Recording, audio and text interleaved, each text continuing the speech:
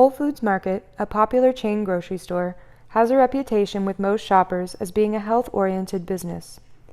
Many who choose to shop at Whole Foods believe they are making conscious eating choices for themselves and their family members. Whole Foods has an array of products which the store claims have real ingredients free from artificial preservatives, colors, and flavors. The products within the store display many labels such as natural, local, organic, fair trade, and non-GMO project verified.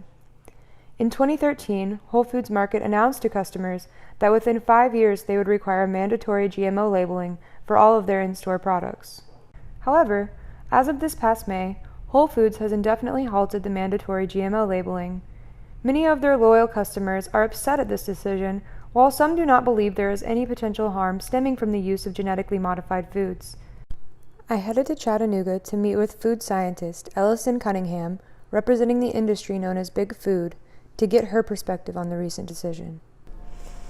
When it comes to mandatory labeling of GMO foods, I'm kind of torn because as a consumer, I definitely want to know what's in my product. I want to know where it comes from, whether it's sustainably grown, whether it's organic.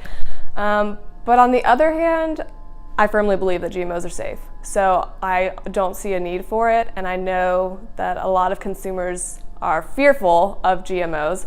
A recent study showed that of the people they surveyed, I think around 50% of people are afraid of GMOs and avoid them, which is huge. And I think that just comes from a lack of not understanding or being knowledgeable about the topic, which is fine. I mean, you're only exposed to so much. But when it comes to labeling, the label that you see on your food package is going to reflect whatever changes the GMO had on the food. So whether it had a nutritional change, whether it's more vitamins and minerals or whatever, that's already going to be reflected on the label. So I don't necessarily think it's necessary to label the GMO outright. However, they did release the new labels that they're considering, and they're these little symbols, and one is a smiley face, one is a sun, one is a plant. So they're very friendly. We were kind of jokingly in the industry expecting like a skull and crossbones, like don't eat these. So we were kind of pleased with that. But either way, you know, if you label them, I'm happy with that. If you don't, I think that's fine too. But I think consumers want to know what's in there, and that's fine with me.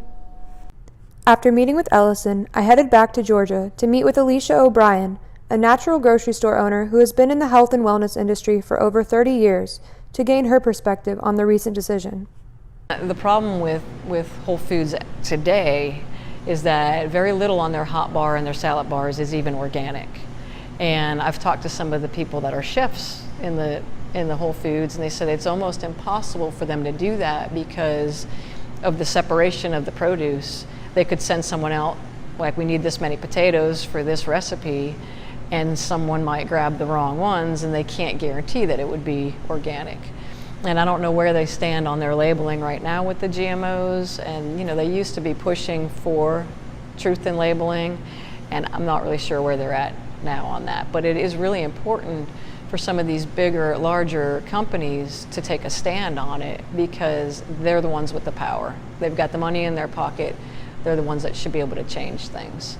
But there's companies in our very industry that are producers of food that have fought the GMO labeling, because it does take a little bit more time and a little bit more expense, but once they track their suppliers, they've got that list and they can get tested.